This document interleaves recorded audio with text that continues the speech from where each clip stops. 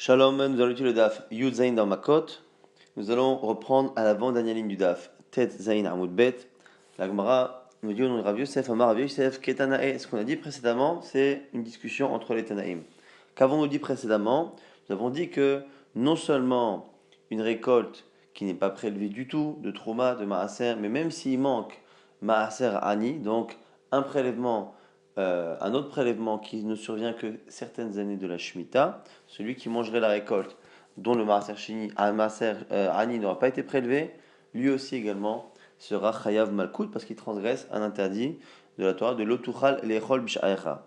Ketanaï c'est marloquet Tanaïm, Rabbi Eliezer Omer, et Tsarich, Yikrot et Hashem, Shel Maaser Ani Shel Demai. Lorsqu'on a une récolte sur laquelle on a un doute, Demai, c'est une récolte qui a été achetée à quelqu'un dont on n'est pas certain, quelqu'un qui ne respecte pas toutes les mitzvot, et donc on craint qu'il n'ait pas prélevé les prélèvements. Lorsque l'on a une récolte sur laquelle on a un doute par rapport à Dema, imaginons que on a fait les autres prélèvements et il reste un doute sur Maaser Ani, nous dit ici Rabbi Eliezer, on n'a pas besoin de désigner une partie comme étant Maaser Ani. Chachamim disent Koret Hashem venot tzarich leafrish. Non, il faut tout de même désigner ce qui serait Maaser Ani. Simplement, on n'a pas besoin après de le prélever et en réalité de le donner aux pauvres, parce que comme il y a un doute sur le fait que le pauvre ait droit vraiment à cela, dans le doute, on laisse la récolte là où elle est. Donc en fait, techniquement, il n'y a pas tellement de conséquences pour le propriétaire, puisque le propriétaire, quoi qu'il arrive, gardera cette récolte. La question, c'est est-ce qu'il doit tout de même la prélever pour la garder, ou la prélever, ou ne pas la prélever du tout. Donc, selon Chachamim, Eino Tzarech la friche, mais Koret Hashem, quand même, il doit quand même le nommer. Maïla Bakamif Lagagman, n'est-ce pas que c'est ça notre discussion? De Masavar Vadaï Tovlo, ou Masavar Vadaï no Tovlo. Que la marloquette entre les deux, c'est est-ce que, lorsqu'une récolte dont on est certain qu'il n'y a pas eu de Maaserani, est-ce que cette récolte-là est Tevel, c'est-à-dire elle est vraiment interdite à 100%, à tel point que celui qui la mangerait serait Chayav Malkout? Et ce serait ça la discussion. Certains diraient oui, certains diraient que non. Et ceux qui disent que c'est très grave et que c'est Tevel et que c'est Chayav Malkout, c'est eux qui diront que du coup, même si là on a simplement un doute, il faut quand même être mafriche. Parce qu'à la base c'est tellement strict que même si c'est un doute, il reste la mise d'être mafriche. Et celui qui dirait que non, même quand on est certain qu'il n'y a pas eu de Maaser Ani, celui qui en mange n'est pas Chayav Malkout, et donc en plus c'est qu'un safek, c'est un doute, il n'y aurait même pas Bichlal à désigner de Maaser Ani. La Gemara propose de dire que la marloquette ici, sur le cas de Demaï, le cas du safek, du doute, serait liée à une discussion à la base sur la gravité d'une récolte dont on serait certain qu'il n'y a pas eu de prélèvement de Maaser Ani. Amale Abaye Abaye objecte et dit Achi Ademiflage Besfeko, Iflego Bevadai.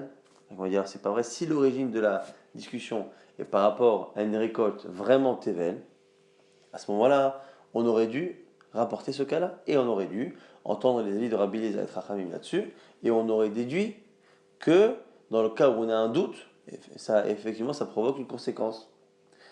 Et la déchoula alma vadaï tov, la Gemara dit non. Alors en fait, il faudrait dire que éventuellement selon tout le monde, quand la personne ne prélève pas Maaser Ani, la récolte est Tevel et donc celui qui en consomme serait Chayav Malkout. La discussion Rabbi Eliezer, Chachamim et d'autres. Ça va dire chez Doar Me'aretz al Maaser Ani Shel Demai. C'est est-ce que on soupçonne ce qu'on appelle Amaretz, les gens qui sont un peu ignorants, qui ne pratiquent pas toute la Torah, est-ce que on les soupçonne de ne pas prélever le Maaser ou pas? Un pense on ne soupçonne pas. Et donc une récolte qui serait Demai, dans l'absolu, on pense que le Maaser Ani a été prélevé. Keman Deva Monahu, affrouché ma friche. Parce que simplement, c'est un Maaser Ani, c'est de l'argent pour les pauvres. Du coup, il est au courant de cela, il fait attention. Vers Rabbanan, c'est vrai, Rabbanan pense, Kevan des Trichale Milta, l'homme afriche lui pense, Rabbi Eliezer Rami, excusez-moi, pense que à partir du moment où ça demande quand même un effort, le Hamaret n'est pas assez motivé pour le faire. Donc en fait, la Gemara repousse et dit que on peut très bien dire que selon tout le monde, c'est Chayam Malkout de manger une récolte dont on est certain qu'on n'a pas prélevé le Maaser Ani, et la discussion Rabbi Eliezer Chachamim sur le cas de Demaï n'est pas du tout liée à l'origine à une marloquette sur la gravité d'une récolte non prélevée. C'est Demaï, c'est la récolte du Hamaret. Comment interprète-t-on, comment présume-t-on le comportement du Hamaretz vis-à-vis justement de cet interdit de ne pas prélever Maasaradi. On reprend la Mishnah Kama yochal mina tevel ve'chayav. Combien il faut manger de tevel, donc de récoltes non prélevées, pour être chayav de malkout. Rabbi Shimon omer kol shu chachamim omrim kazait. Selon Rabbi Shimon, il suffit de manger une quantité minime, alors que selon Chachamim, comme dans quasiment tous les interdits alimentaires, kazaït, la taille d'une olive. Rabbi Barabaye, Rabbi Shimon ben Lakish, donc au nom de Lakish on dit Machloket bechita, aval bekemar divra kol kazaït. La discussion ici, Rabbi Shimon, lorsqu'il dit que une quantité minime rend chayam malkout, il parle là-bas d'un grain, d'une graine, parce que la graine est entière, comme on l'a vu hier pour la fourmi, pour les insectes. Quand la chose est entière, elle peut prendre un statut aussi important que la même matière en kazaït. Il faut soit une quantité de matière, soit il faut une chose entière. Là, ici, nous dit Rabbi Lakish, Rabbi Shimon ne peut interdire dans une quantité minime que si c'est une graine entière. Rabbi Amir, Rabbi Shimon ben Lakish, mais ici Rabbi Amir cite Resh Lakish, il dit autre chose. Comme Machloket Bazo, car Machloket Bazo. Il dit l'inverse. De la même manière que Rabbi Shimon et Chachamim dans la Mishnah discutent dans un cas où c'est une graine, ils discutent pareil quand ce n'est pas une graine. Donc finalement, même de la farine, il y aurait une discussion, même dans la farine, selon cette deuxième version, même un tout petit peu, 2-3 grains de farine selon Rabbi Shimon, selon cette version de Resh Lakish, il serait chayav malkout. La Gemara ici objecte, Nan. Dans la Mishnah, on voit la réponse. Il lui a dit quoi? Rabbi Shimon a dit à Chachamim pour expliquer qu'il fallait bien Mechayiv Malkout à partir de la plus petite quantité. Il a dit il leur a dit, mais vous êtes d'accord que la fourmi ou l'insecte, dès la plus petite quantité, on est chayav? Alors, ils lui ont dit, mais venez chez Kibriata. Il dit oui, mais parce que là-bas, elle est entière comme elle a été créée. Amalai il leur a répondu, Afrita achat Kibriata, mais c'est pareil pour la graine, le grain de blé. Chita'in kemachlo. Donc tu vois bien que la discussion entre Rabbi Shimon et Chachamim dans la Mishnah, tu vois bien que la discussion porte sur la graine. On a l'impression, c'est ce qui ressort de cette Mishnah, qu'en réalité, la discussion ne porte que sur la graine. Et sur la graine, on a Rabbi Shimon qui dit la graine c'est comme un insecte, c'est quelque chose qui est entier, et eux n'ont pas l'air d'être d'accord, mais en tout cas, tout a l'air de tourner autour de ça. Et l'Agma repousse et dit les Tivrehem Kamale, ou pas du tout. Souvent dans les discussions, dans la Mishnah ou dans la Braïta, l'argument de l'un n'est pas forcément une preuve de ce qu'il pense. Parfois, c'est un argument qui s'adapte à la logique de son opposant. C'est le cas ici de Rabbi Shimon. Il leur dit, selon votre logique, selon moi, ma raison personnelle, une quantité minime, que ce soit une graine, que ce soit de la farine, quoi qu'il arrive, on sera chayam malkout. Et là, les ditrou, maintenant je me mets à votre place. Comment vous, qui êtes d'accord pour l'insecte, comment ne seriez-vous pas d'accord au moins sur une graine? Sur la farine, je ne dis pas, parce que ça c'est moi, mais au moins sur la graine. Selon vous, la ditrou, odulumihat, vous devriez avouer au moins qu'une seule graine de blé, c'est quelque chose de complet, qui est comme dans sa création d'origine, donc qui est chayab. Ah, la Gemara dit, et Chachamim vont dire quoi? Kebriyat deshama chashuva, chita lo chashuva. Ce qu'on appelle bria, pour que ce soit important, c'est quelque chose qui a une âme, une neshama. L'idée, encore une fois, c'est de dire qu'une consommation n'est importante qu'à partir soit d'une quantité de kazaït, soit lorsque c'est un animal qui a une neshama, et donc, comme elle est entière et que c'est une neshama, à ce moment-là, effectivement, il y a une chashivut, une importance particulière, ce qui n'est pas le cas pour une graine qui n'a pas de neshama. Tania kevate de Rabbi Yirmiya, une braïta qui enseigne comme la deuxième version de Resh Lakish. Pourquoi Rabbi Shimon Omer Kol sheu le makot, velar mukazaït et la korban. Puisque là-bas, on voit bien que ça n'a rien à voir avec la graine ou pas la graine. C'est marqué là-bas au nom de Rabbi Shimon que, en fait, quand la Torah a parlé de kazaït, c'est que pour le korban, c'est que pour apporter un korban. Si on a fait Beshogeg, sans le faire exprès, il faut apporter un korban à partir de Kezaït.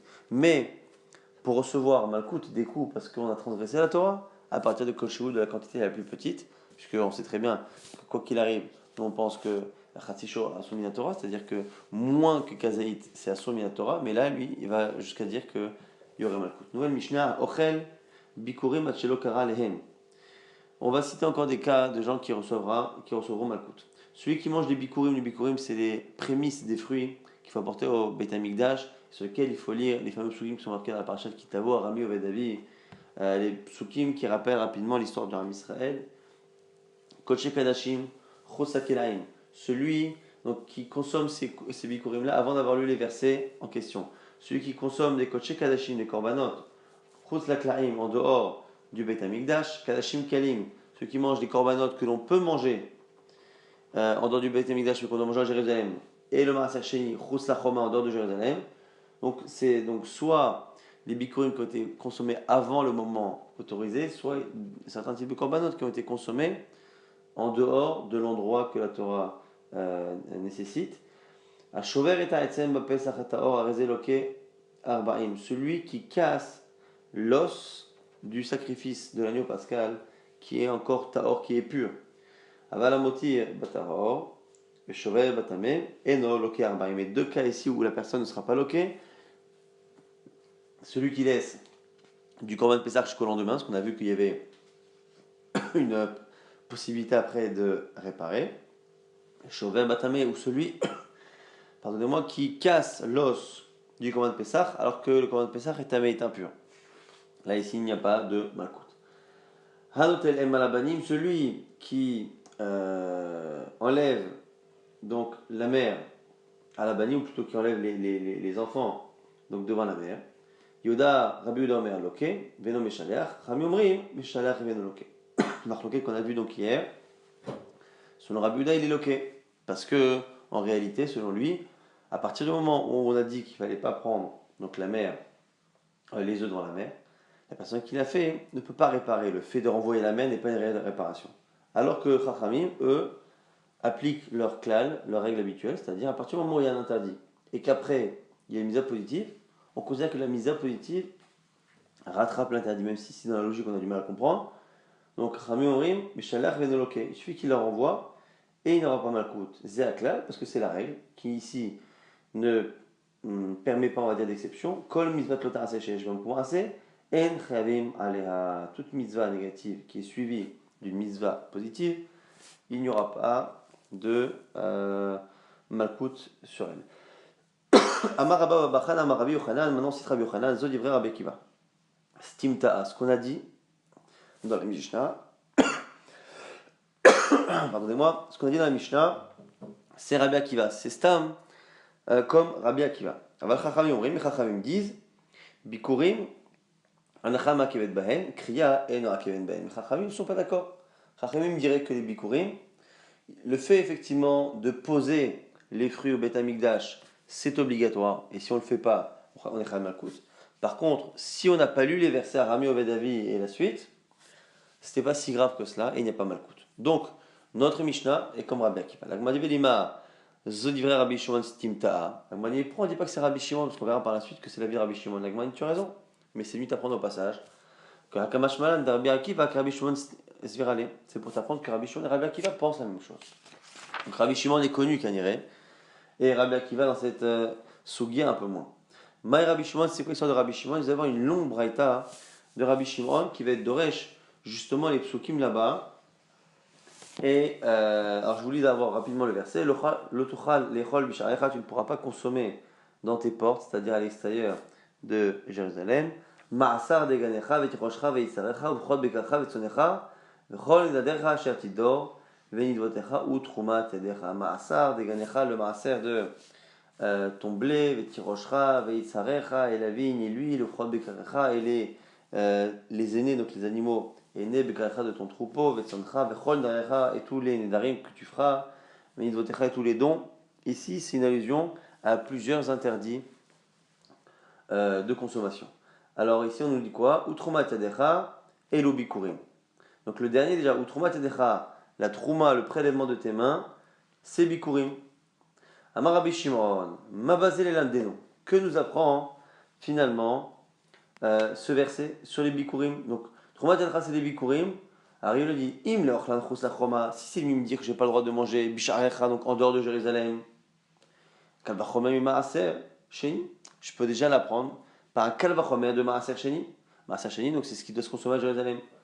Akal, ou ma Maaser Akal, Ochlan Chosachoma Loke, si déjà le Maaser Sheni, qui est moins grave, on verra pourquoi.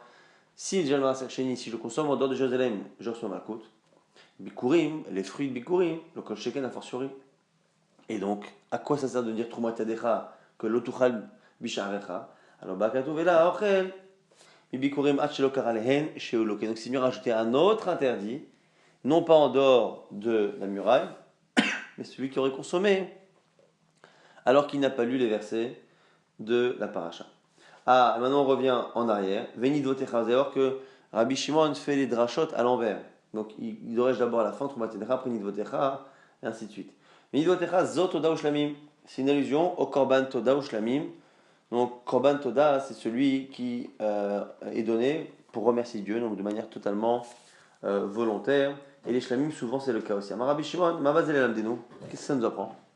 Là aussi, im lochlan chosachomasi, c'est lui m'apprendre que je ne peux pas les manger en dehors de Jérusalem, puisque c'est marqué l'Otuchal Bisharecha.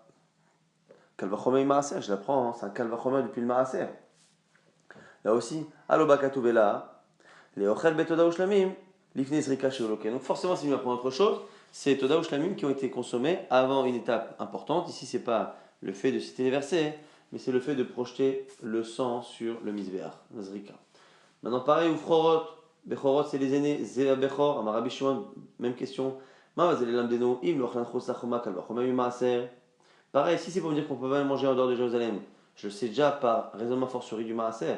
Si c'est venu me dire que j'ai pas le droit de les manger avant de projeter le sang, là aussi, je sais que c'est plus strict que Korban Toda Ushlamim qu'on vient de citer. Et qui viennent de nous apprendre justement que déjà il faut Zrika, puisque on avait déjà appris ça de l'Otuchal Bisharecha. Halobakatuvela. Le Chelmina Bechora Filou la Chazrika chez Uloke. C'est mieux d'apprendre que finalement, celui qui n'est pas Kohen et qui consomme un Bechor, donc cet animal qui est Bechor qui est né, même s'il y a eu Zrika, il reçoit Malkout parce qu'il n'est pas Kohen. Bekacha Vetsonecha, ton gros troupeau et ton petit bétail, Zochatat Ve'acham, c'est une allusion aux Korban Chatat et Hacham qui sont liés à des fautes. Amar, Rabbi Shimon. Qu'est-ce qu'on nous apprend ici encore? Et encore une fois, on part du principe que comme c'est plus strict que ce qu'on a cité à l'instant, tout ce qu'on a déjà appris dans la halachot précédente, on le sait déjà, par Kal Vachomer. Le fait de ne pas le manger en dehors de Jérusalem, je sais de Maaser. Une Nizrika, avant la production du sang, Kal Vachomer Mitoda Ushlamim, on la prenait par Kal Vachomer Mitoda Ushlamim. Une Chazrika, et si je ne suis pas Kohen, même après la Zrika, Kal Vachomer Bechor, je la prends de Bechor.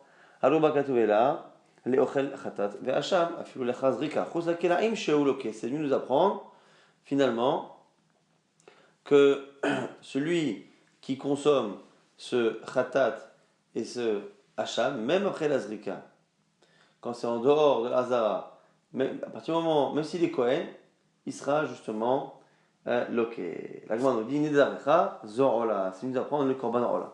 Ola, c'est celui qui est brûlé intégralement sur le misbeach. Amarabi Shimon, Mamzelam Dinu, là aussi, qu'est-ce que ça nous apprend? Im Loklan Chousa Choma, en dehors de Jérusalem, Kalvachomer, c'est un fortiori. Ivlin Nizrika, avant la production du sang, Kalvachomem, Mitoda Ushlamim, je la prends Mitoda Ushlamim. Im Lachazrika, après le sang, si je ne suis pas Kohen, Kalvachomem, Mivechor.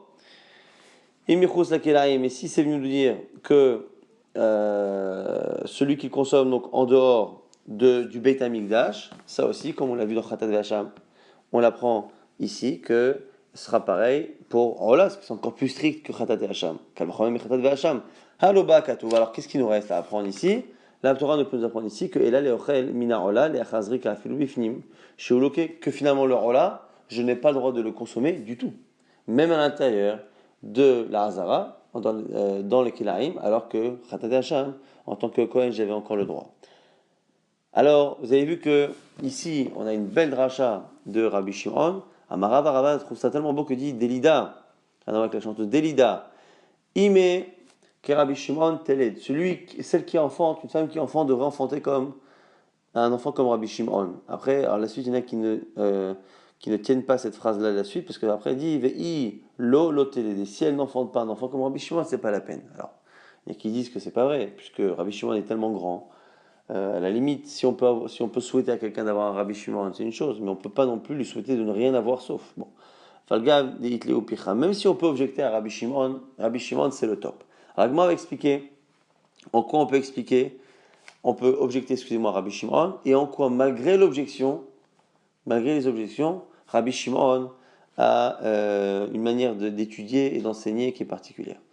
Alors, le nous explique, parce que, encore une fois, tout la dracha et toute la braïta de Rabbi Shimon repose sur le fait qu'on a vraiment une succession de situations qui sont citées dans le verset, à l'envers évidemment, mais qui sont à chaque fois de plus en plus graves. Quand on lit le verset à l'envers, on prend finalement des cas qui sont de plus en plus graves, et c'est comme ça qu'on fait faire les drachot en partant du principe que ce que j'ai appris du cas moins grave, comme interdit, je le transpose par cas de par exemple, en fortiori, au cas qui est plus grave. Alors, quelle est l'objection? Maï Khumra.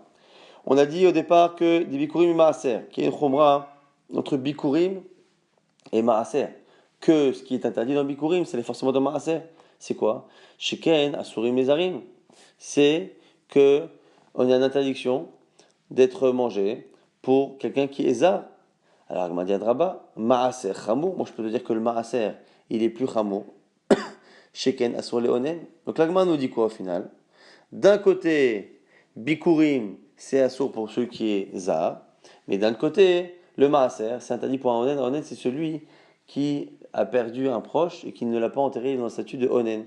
Donc la Gemara nous dit ici que finalement le raisonnement a fortiori, Kalvachomer, peut être cassé parce qu'on peut trouver chez chacun une rigueur. Et en quoi on a dit, il lui est parti du principe que Toda et Shlamim, c'était plus strict que Maaser. Alors il va dire, je sais c'est quoi. Chacun est Onin Matan Damim. C'est que Toda et Shlamim, on doit projeter le sang et les graisses sur le misbeh, sur l'autel.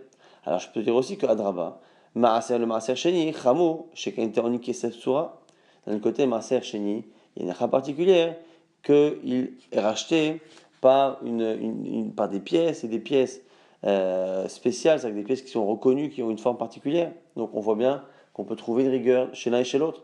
Et la chumra qu'on a trouvé dans Bechor, dans les aînés par rapport à Toda Ushlamim, Sheken Kdushato, mais Rechem, c'est vrai que le Bechor, il a une sainteté depuis le ventre de sa mère.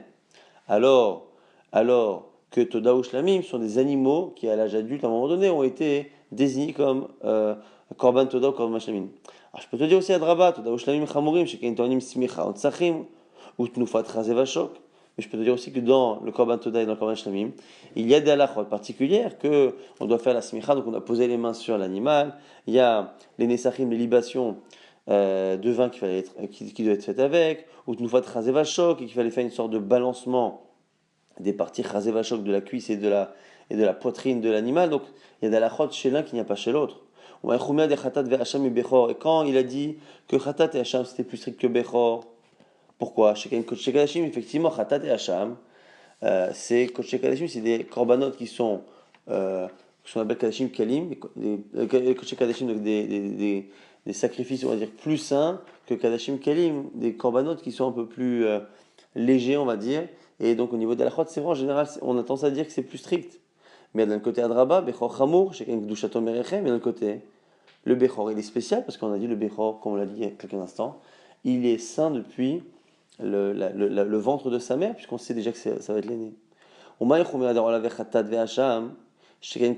et tu veux me dire que Rola c'est plus strict que Khatat Ve'acham parce que c'est brûlé intégralement. Alors je peux te dire l'inverse, Adraba, Khatat Ve'acham, Chamire, Shekan Mechapre, mais il y a quelque chose de particulier dans le Khatat Ve'acham, c'est que Khatat Ve'acham a la capacité de pardonner une faute, ce qui n'est pas le cas du Korban Rola. Mais Koulou Chamile Merola, et je peux te dire moi que tout le monde peut d'un côté être plus strict que Rola, des idouch achilot, parce que le Rola est brûlé d'un coup, alors que les autres corbanotes sont brûlés en deux fois. D'abord on brûle la chair, et après on brûle les graisses.